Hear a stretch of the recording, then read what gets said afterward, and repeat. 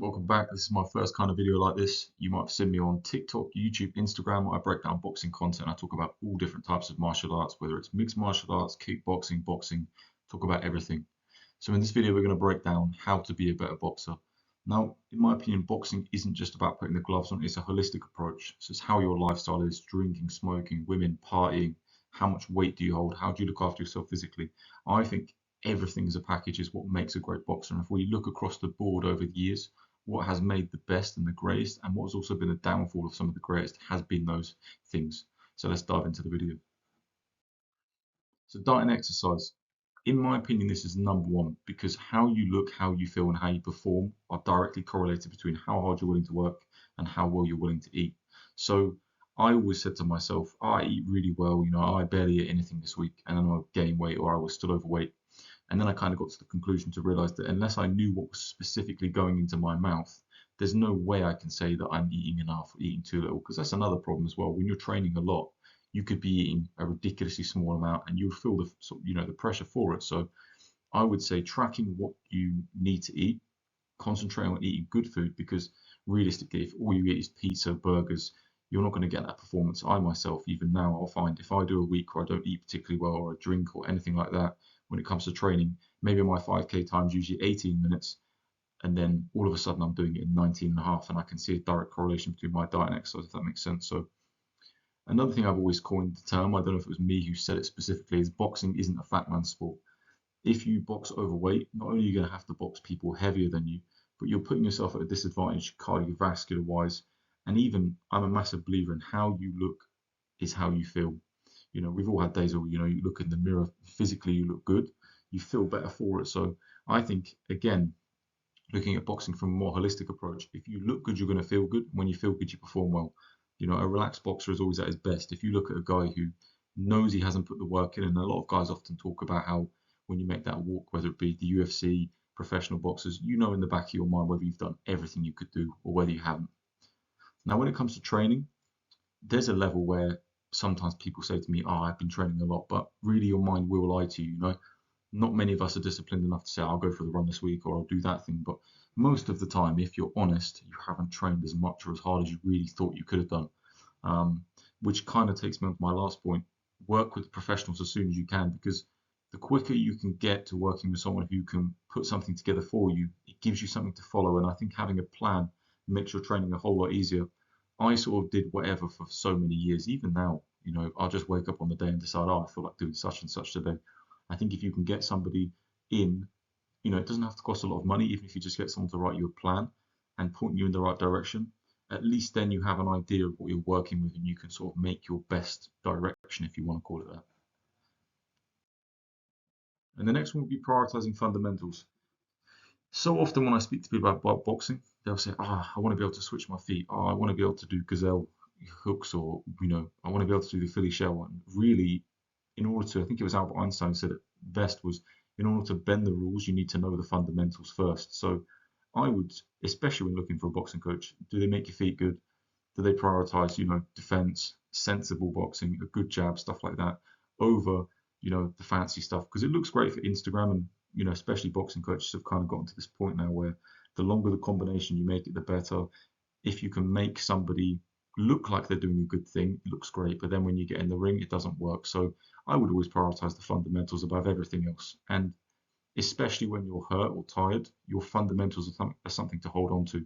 Recently when you watch Caleb Plant versus Durrell, where he goes down to the body and throws that left hook upstairs, a small time when you're not concentrating with, tucking your chin down or having that right hand on your chin is going to make a massive problem for you later on in the fight. So always prioritizing fundamentals above everything else, and the rest will follow naturally.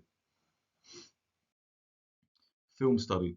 Now, I will say the same. If you come down when I'm eating breakfast in the morning, when I'm eating lunch, when I'm eating dinner, I'm watching boxing all of the time because I'm always trying to gain little pieces of information. You know, whether it be watching, even sometimes I'll just watch random amateur fights, or I'll watch, ex-Olympians, or I'll watch, a Cuban national team. Recently, I've been watching a lot of Soviet stuff, so there's a really good video on YouTube of the Polish national team, I think, and they're showing how they train. And it was quite nice because I trained a Polish guy and we kind of got to fit some of that stuff in. So it was a little bit of a nostalgia for him. At the same time, I learned a lot from doing that. So that's what I would say. Prioritize watching film. realistically, movies and stuff are great, kill the time, go to bed, whatever. But if dedicating your life to a sport, I would say the best thing you can ever do is pick that sport. Really, if you're watching basketball, if you're watching tennis, whatever your sport might be, I found my boxing became better, even my boxing coaching, from watching the sport itself. And another thing I would say, as it says on the screen, if you're 5'4" and 60 kilos, you don't need to watch Valorant who's 7 foot something. Pick people who are specifically like yourself. You know, for me to watch Mike Tyson, I'm not heavyweight, so of course there's things I can take from him. Mike Tyson is very aggressive. His mindset. There's some certain things we can take from it, but the actual boxing itself, trying to do those things isn't necessarily going to be the best thing for you. So trying to look for someone who's very similar to you physically isn't a bad idea. And another thing as well is not just watching highlights. If you watch highlights of Mayweather, you think, oh, all he ever does is shoulder roll people all the time. But then you miss out the parts where sometimes he has to high guard, how good his jab was, how well he hit the body, his fight with Barrera where he would do specific things. It's important to watch a person as a whole, not just the small snippets of highlights of things, because that doesn't give the broader picture. Andre Ward's a great example. Just how good that guy was fundamentally, you would probably miss out if you just watched the highlights of him counterpunching people. So try and watch the whole thing. Party women in clubs, I mean, even if you're not boxing, even if you're not doing sports, these things are pointless anyway. I'm not saying women are pointless, of course. If you find a good woman, in my life, for example, soon to be wife is a fantastic thing. So they should add to you, not take from you, not detract from you. So there's things to watch out for. Partying and clubs and alcohol will always be there. Whether you're 20, whether you're 30, the parties never stop. People will always be doing these things. So your youth is the only asset that you ever have that you can never get back. If you crash a car, you can always buy another one. But the ages that you'll be in your youth, when you're on fire, you never get back. People used to say to me when I was 20, 21, when I was off the box professionally, do it now. And I used to think, do it a bit, do it a bit. 24, 25, 26. All of a sudden you get to 30 years old and you've had this taken away from you and you can never get it back. So I would advise you to prioritize the things that are most important.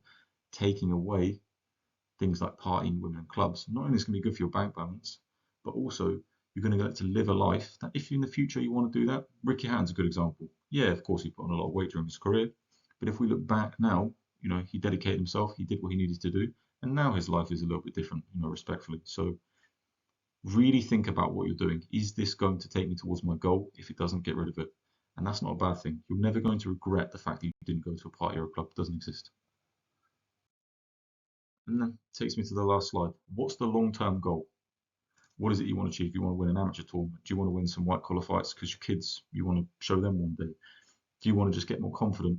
If you can give an idea of what you have as a goal, then it's always going to benefit you in the future because then you can put the steps in order to work towards it. When I look at myself as a boxing coach, people come to me, I say, what is it you want to achieve? I want to lose weight. Okay, so we know the direction to go for. I want to win such and such an amount of fights. Okay, we know the direction to go for. It also kind of gives how hard you need to work.